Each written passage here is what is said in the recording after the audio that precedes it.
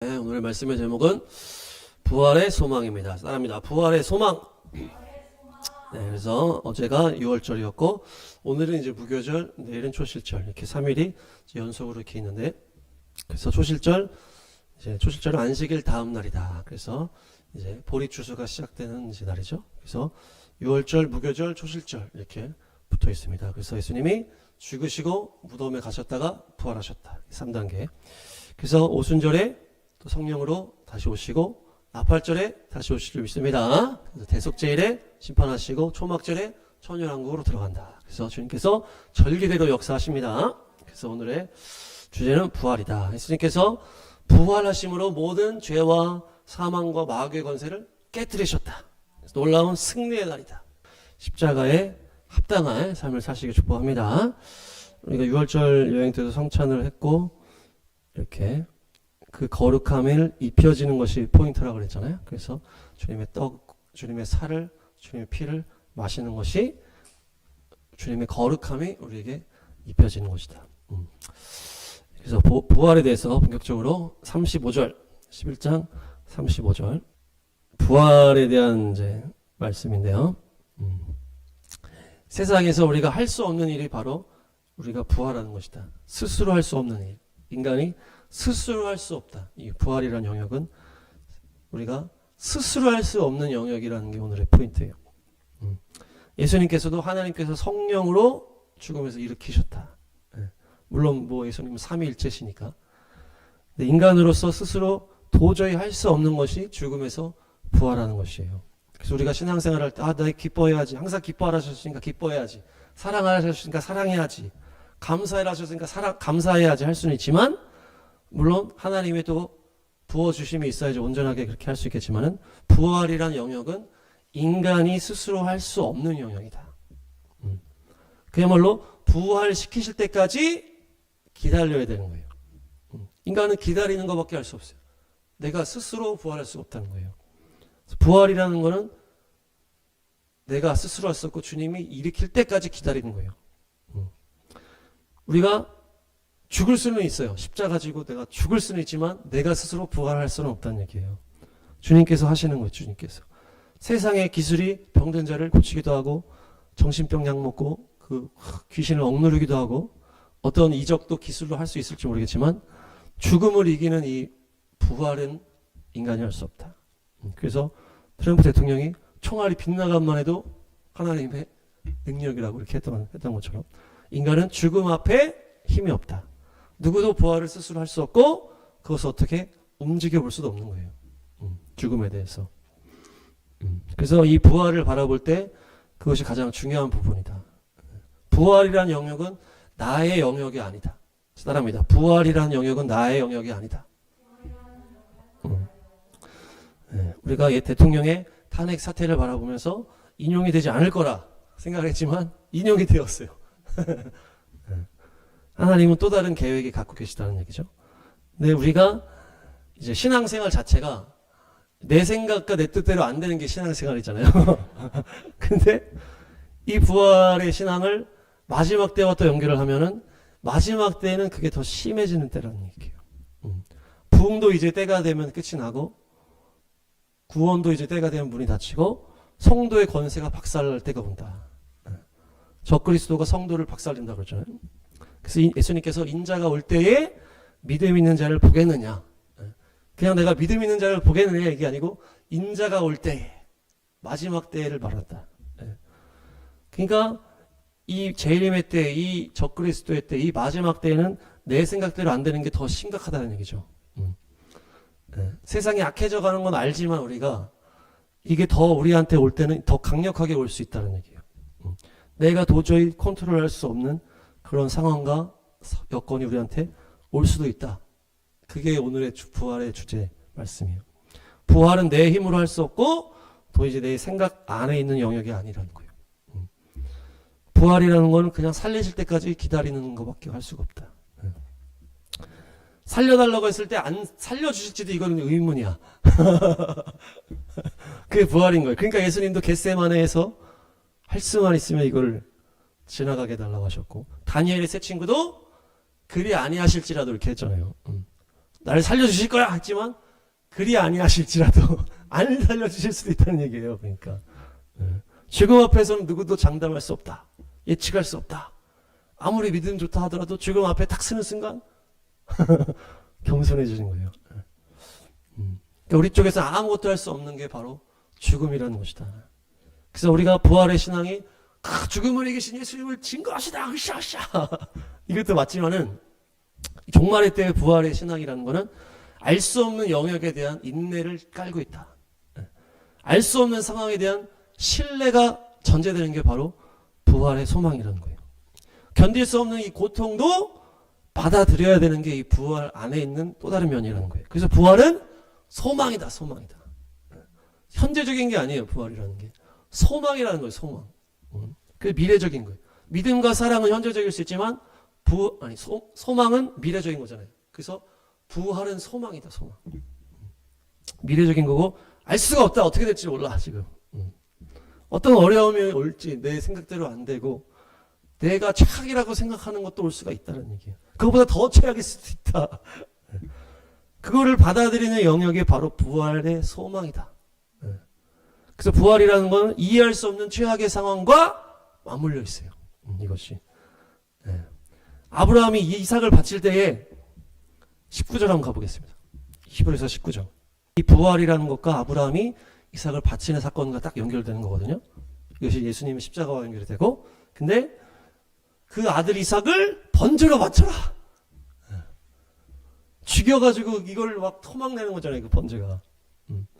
이게 부활과 연결된 사건이라는 거예요.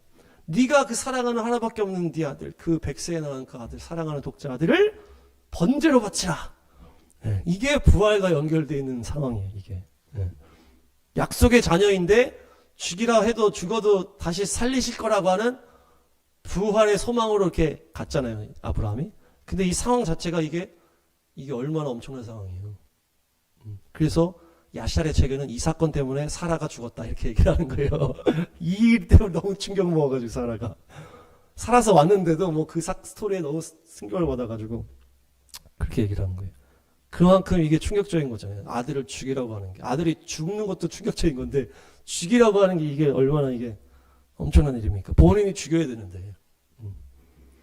이게 부활과 연결되어 있는 스토리라는 거예요. 출애굽기 14장. 아멘. 우리가 홍해 가를 건데 왜 얘네들이 이렇게 믿음 없이 이렇게 얘기를 해? 이렇게 생각할 수 있지만 이게 또 출애굽 이후에 홍해를 가르는 사건이 부활과 연결되는 사건이잖아요. 이 상황이 어떤 상황이에요? 앞에는 바다가 있고 길이 없는 거예요. 지금 도망갈 길이 없는 대로 인도하신 거예요, 하나님이. 근데 뒤에는 바로의 그 전차 부대, 엄청난 그 전차 부대이기 때문에 소리가 엄청났을 것 같아요. 근데 다 두려움을 떠는. 갈 길이 없는 거예요, 지금. 도망갈 길이 있으면은 모르겠는데 길이 없어 지금. 근데 얘네들이 바다를 가를 거라고 생각했겠어요? 그러니까 이렇게 나올 수밖에 없는 거예요. 크게 두려워하면 주께 부르짖었다. 아니 우리를 왜 여기다 끌어내서 죽이려는 거냐. 대안이 안 보이는 거예요 지금 아무것도. 그러니까 이게 부활과 연결된 상황이라는 거예요. 이렇게 지금 완전히 길이 없고 뒤에는 바다가 이렇게 있고 뒤에서는 이 바로의 군대가 그냥 엄청난 모든 전차부들을 다 데리고 오잖아요.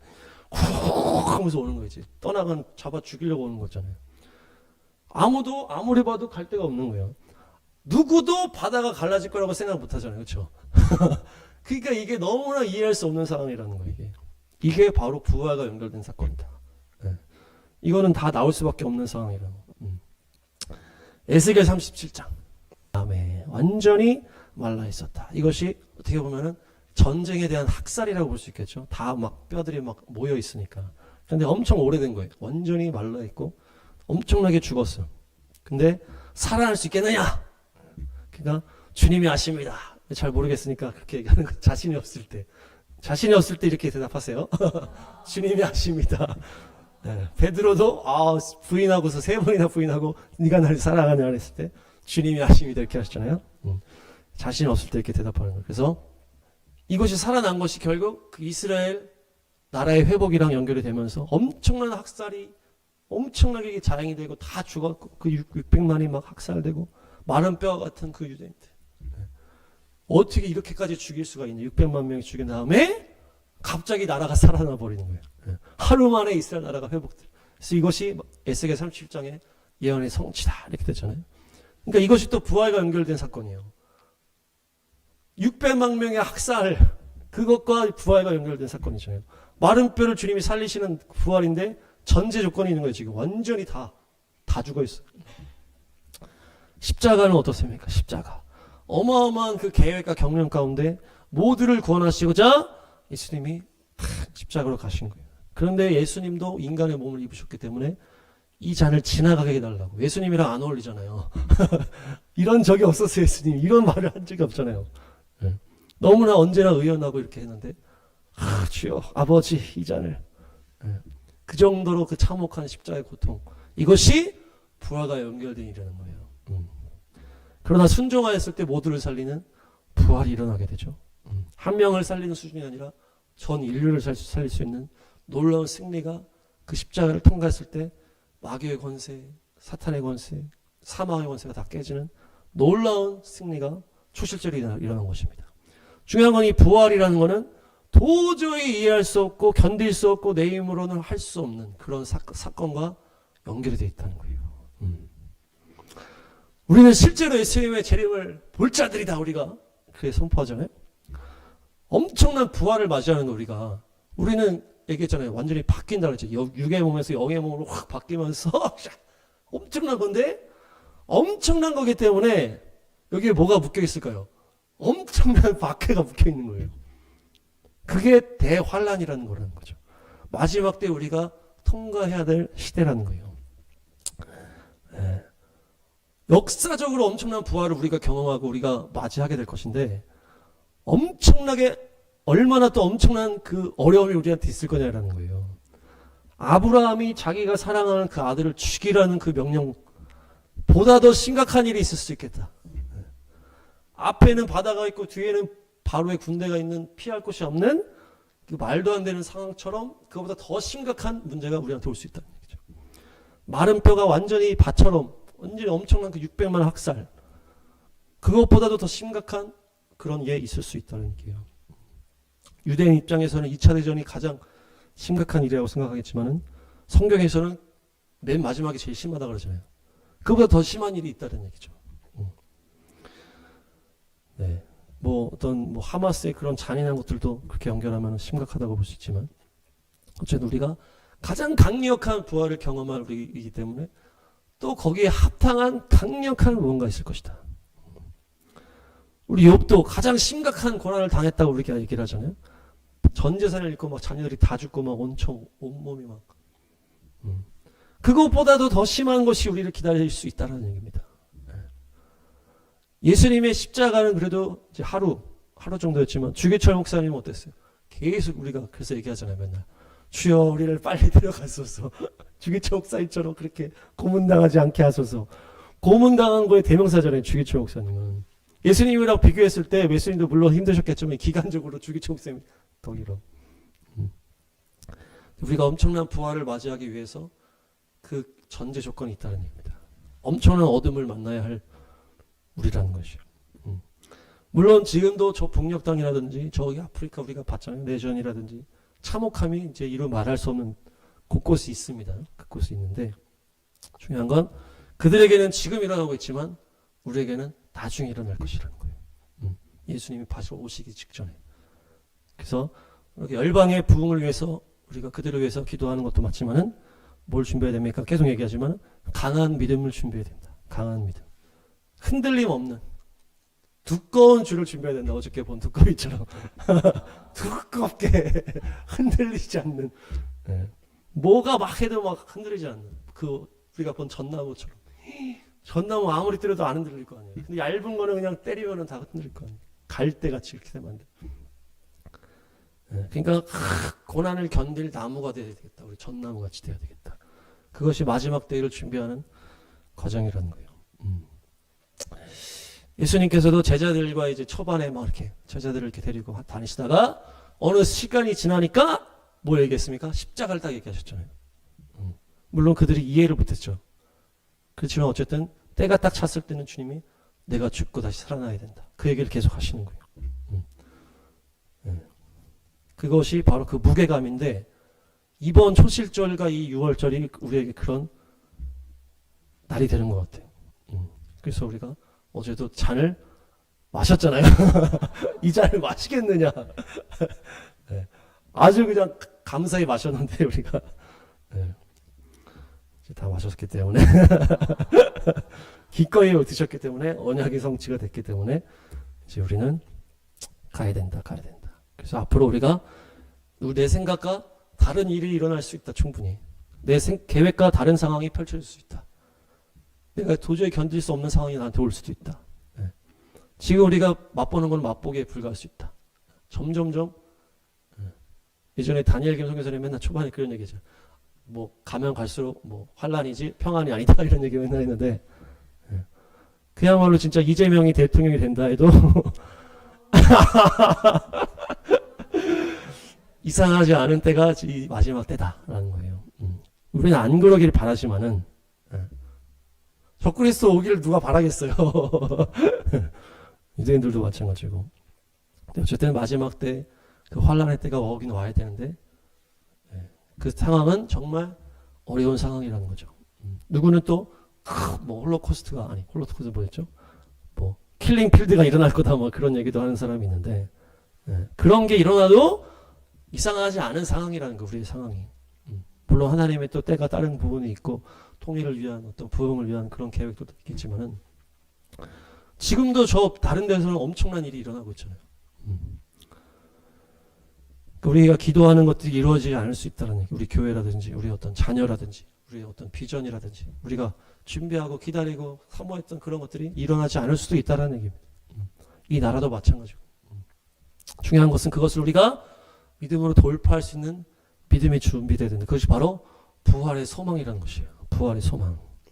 그렇게 부활의 소망이라는 건 무거운 단어다.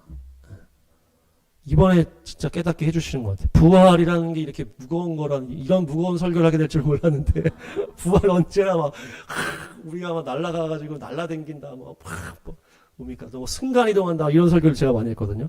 우리가 예수님처럼 부활체가 되면 순간이동을 하고, 막 능력을 발휘하고, 날아댕기고, 막 이런 얘기만 많이 했는데, 오늘의 부활 설교는 아주 무거워요.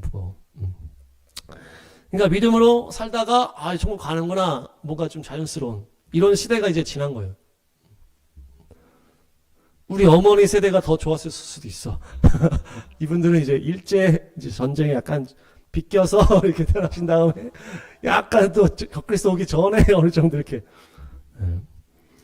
물론 이제 뭐 또 저희 어머니 같은 경우는 딱 그 시대에 사셨지만 이제 휠체어를 타시면서 이렇게 고난을 감당하시면서 이제 자녀를 목사로 키우겠다라고 하는 어떤 그런 부분이 있었겠지만 하여튼 모두가 다 주님께서 감당할 수 있는 것만 주시고 피할 길을 주십니다. 중요한 건 종말에 대한 사명을 우리에게 주셨다는 게 중요해요. 그것은 그냥 네가 종말로 잘 전해라 이 차원이 아니라는 거죠. 만만한 게 아닌 거를 우리에게 주신 거예요. 그러니까 우리가 뭐 그때 우리 달 향해 갈 때도 막 이 가보고 나서 이제 이렇게 높은 거 알았으면 안 갔겠다는 얘기를 했잖아요. 그런 거죠. 밑에서 볼 때는 뭐 괜찮은 것 같은데 가다 계속 끝까지 그런 거예요. 그런. 지금 막 어딘가에 엄청 막 환란에 있는 사람들은 또 그 사람들은 또 미리 데려가신다든지 또 다른 어떤 방향으로 면제를 해주실 수도 있겠지만은 나사로 스토리도 보면은 부자 너는 맨날 평평 돌았으니까 너는 이제 지옥으로 가라 그러고 나사로는 너는 평생 여기서 고생했으니까 이제 좋은 데로 가라 이렇게 얘기하시거든요. 하나님은 그렇게 공평하게 이렇게 해주시는 부분이 있기 때문에 막 지금 아프리카 내전 이런 거기저기서 박해 가운데 있는 사람들은 또 다른 이야기일 수 있겠지만 우리는 아니라는 거예요. 우리는 그게 사명이 우리가 마지막 때 우리가 만나면서 우리가 한우카가 뭡니까? 우리가 지금 교회가 다 한우카 연결되어 있잖아요. 우리 은혜자매님은 우리 초대 장로님이시니까 우리 같은 한우카의 어떤 멤버들인데 한우카가 이게 엄청난 박해가 있어요. 마카비서를 우리가 봤잖아요. 엄청나게 거기 잔인하더라고. 막 끓는 물에 던지고 막 채찍질에 막 사지를 막 찢고 막 이래. 막 혀를 자르고 막 이런. 하여튼 이제 장난 아니다. 그런 것들이 기다리고 있다. 그래서 우리가 이재명이 되더라도 그냥 우리가 어디 도망갈 거는 없어. 이제 앞으로는 어디 간들 이제 우리한테는 더 편해질 거라는 보장은 없을 것 같아요. 예. 그러니까 우리가 그런 믿음으로 살아야 돼. 어떤 상황이라도 내가 단단하게. 그게 부활의 소망이라는 그 안에 들어가 있는 거예요. 엄청난 고통, 박해, 이해할 수 없는 상황, 도저히 참을 수 없는 수치, 그런 것들이 같이 있는 게 부활의 소망이라는 거예요. 무조건 좋은 게 아니고. 예수님께서도 요한복음에 보면 속옷까지 다 이렇게 다 가져갔다 그러잖아요. 그러니까 발가 벗겨졌을 것이다. 엄청난 수치. 전무후무한 이 마지막 때 이 환난 가운데 우리가 믿음을 지키는 게 주님께 영광 돌리는 거잖아요. 지금 우리가 찬양하는 것에도 물론 영광 동강을 돌리겠지만은 엄청난 그 상황 가운데 믿음을 지키는 게 주님이 영광 받으시는 거거든요. 그것에 대한 우리에게 사명을 주셨다는 거예요. 그냥 종말론을 잘 전해라 이런 부분도 있겠지만은 그런 상황을 니네가 강력한 믿음으로 돌파할 거를 우리에게 주신 거예요. 그것을 사명으로. 네. 할렐루야. 네. 그래서 엄청 조롱과 고통과 박해, 엄청난 고난을 돌파할 수 있는 믿음이 준비되시기 바랍니다. 돌파하기 위해서는 뭐가 있을까? 믿음이 있어야 되겠죠. 믿음. 그래서 아브라함이 그 이삭을 죽이려 했단 말이에요. 이게 믿음이. 믿음의 현실이라고 했잖아요. 믿음의 행동이라고 했잖아요. 실제로 죽이려고 근육이 움직였다. 이렇게 얘기하잖아요. 근육이 움직여서 죽이려고 그랬다. 근육을 움직여라. 믿음이 있다. 이렇게. 모세한테도 너 기도 그만하고 가서 홍해를 가르는 행동을 하라고 하죠. 지팡이를 들고 홍해를 향해서 손을 내밀어라. 행위. 그 믿음의 행동이잖아요. 그게 필요하다는 거예요. 믿음의 행동. 그래서 다니엘 세 친구에게 금신상에 절하라 했더니 절대 안 절한다 이렇게 하잖아요. 그것이 이제 믿음의 행동이라는 거예요. 우리가 또 다니엘 세 친구처럼 그런 상황이 올 텐데 불에 던져진다고 했을 때에도 절하지 않겠다. 그리 아니하실지라도 나를 건져주지 않으신다고 할지라도 그렇게 하지 않겠다라고 하는 그것이 믿음의 행동이다. 믿음의 행동. 사람이다. 믿음의 행동이 있어야 된다. 네, 우상에 절하지 않는 거. 네, 우리가 뭐 백신 때도 막 안 맞으면서 어려웠잖아요. 그런 게. 네, 그거는 이제 맛보기라고 그랬었잖아요. 우리가. 이것이 점점 이제 더 강력하게 올 수 있겠다. 그래서 주님께서 어떻게 보호를 안 해주셔도 표를 안 받겠다라는 게 준비되어 있어야 돼. 거기 지금 다니엘은 종말론이라니까요. 그리 아니하실지라도를 우리한테 주신 거예요. 그러니까 그리 아니하실지라도 종말의 상황에는 주님이 구원 안 해주실 수도 있다니까. 안 도와주실 수도 있는 거예요. 종말의 상황에는. 그리 아니하실지라도의 믿음이 있어야 되는 거예요. 그러니까. 그러니까 난 주님만 원합니다. 다른 건 상관없습니다. 저는 주님의 나라만 원합니다. 이렇게 되는 거예요. 다른 건 어떠해도 상관없습니다. 완전한 굴복, 완전한 복종, 완전한 자기 부인. 그런 믿음의 행동이 있어야 된다. 두 번째는 믿음의 대언이 있어야 된다. 대단합니다. 믿음의 대언이 있어야 된다. 그래서 에스겔에게 주님께서 대언해라 이렇게 하잖아요. 이 마른 뼈를 살아나게 해라. 이 말을 네가 선포해라 이렇게 하는 거예요. 하나님의 뜻대로 입을 선포해야 된다. 새 노래로 주님을 찬양해야 된다. 믿음의 말을 해야 된다. 네. 그렇게 했을 때 큰 군대가 됐잖아요. 네. 욥이 어떻게 고백을 했습니까? 고난이 있지만은 주시니도 여호와시오, 거두시니도 여호와십니다. 이게 이제 대언인 거예요. 그러니까 믿음의 말이 대언인 거죠. 주님만 찬양합니다. 엄청난 재난 가운데 그 온몸에 그렇게 왔을 때 주님이 내게 축복도 주셨기 때문에 재앙을 주실 수도 있다. 이게 대언인 거예요. 믿음의 대언. 한번 따라하겠습니다. 주님이 내한테 축복을 주셨기 때문에 재앙을 주실 수도 있다. 그러면서 우리가 뭡니까? 이욥이 입술로 죄를 짓지 않았다 하면서 또 중간에 뭐라고 고백합니까? 나의 길을 오직 그가 하십니다. 나를 단련하신 후에 내가 정금처럼 나오리라. 그것이 대언인 거예요. 믿음의 말. 하나님의 마음을 그대로 말한 거예요. 그러니까 하나님이 원하는 말이 있다는 얘기예요. 예수님께서도 십자가에 달리셨는데 그렇게 조롱하고 자기를 공격하는 아버지여 저들을 용서하십시오. 저들이 알지 못해서 저렇습니다. 그게 대언인 거예요. 하나님의 마음 그걸 아신 거예요. 예수님이. 이게 용서를 위한 십자가라는 것을 아시고 대언하신 거죠. 그리고 부활하신 거예요. 그러니까 이 믿음의 행동이 있어야 되고 믿음의 말의 대언이 있어야 된다. 그렇게 했을 때 우리가 강력한 믿음으로 어떠한 상황이 오더라도 이길 수가 있는 거예요. 욥과 같이 오더라도 욥의 고백을 생각하면서 그때 대언을 하는 거죠. 네. 주신 자도 주님이시오. 거두신 자도 주님이시니까 주님을 찬양합니다. 어떠한 어려움이 오더라도 어떠한 육체의 질병이 오더라도 주님의 재앙도 주실 수 있습니다. 내가 입술로 불평하지 않습니다. 나를 단련하신 후에 정금처럼 나오게 주님께서 하실 것입니다. 믿음의 대언을 계속하는, 믿음의 말을 대언해라. 생기야 이들에게 들어가라. 완전히 다 뼈바다인 그 상황에서 생기를 향해서 대언하는 그것이 부활을 여는 것이고 그 어떤 우리의 어떠한 상황도 돌파할 수 있는 것이 바로 믿음의 대언인 줄 믿습니다. 네, 정리하겠습니다. 부활이라는 것은 우리의 힘으로 할 수 없는 영역이다. 죽음이라는 건 누구도 정복하지 못한 영역이다. 부활은 오직 주님께서만 해주시는 것이다. 우리는 오직 그냥 기다릴 뿐이다. 그냥 인내할 뿐이다. 그저 순종할 뿐이다. 그래서 이 부활의 특성은 엄청난 상황과 같이 온다. 자기 아들을 죽이라고 하는 그 아브라함에게 완전히 어디 도망갈 수도 없는 그 홍해 앞에 완전히 뼈로 가득한 그 학살의 상황, 그것이 부활과 같이 오게 되는 것이다. 이 종말의 때에는 우리가 엄청난 부활을 하게 될 것인데 또한 엄청난 상황을 우리가 맞이할 수 있다. 근데 우리가 엄청난 상황을 이길 수 있는 존재가 되어야 된다. 내 원치 않는 상황이 올 수 있고 도저히 견딜 수 없는 고통이 올 수도 있다. 그런 박해가 올 수도 있다. 그랬을 때 우리가 부활하신 주님을 향한 소망으로 일어나는 것이 바로 부활의 소망이다. 그래서 믿음을 가져야 된다. 그냥 자기 아들 그냥 죽일 수 있는 그런 믿음. 하나님 죽이라고 하면 죽일 수도 있는 그 정도의 믿음. 바다를 향해서 갈라지라고 선포할 수 있는 믿음. 불에 던져줘도 그리 아니하실지라도 나는 절할 수 없다라고 하는 그 믿음.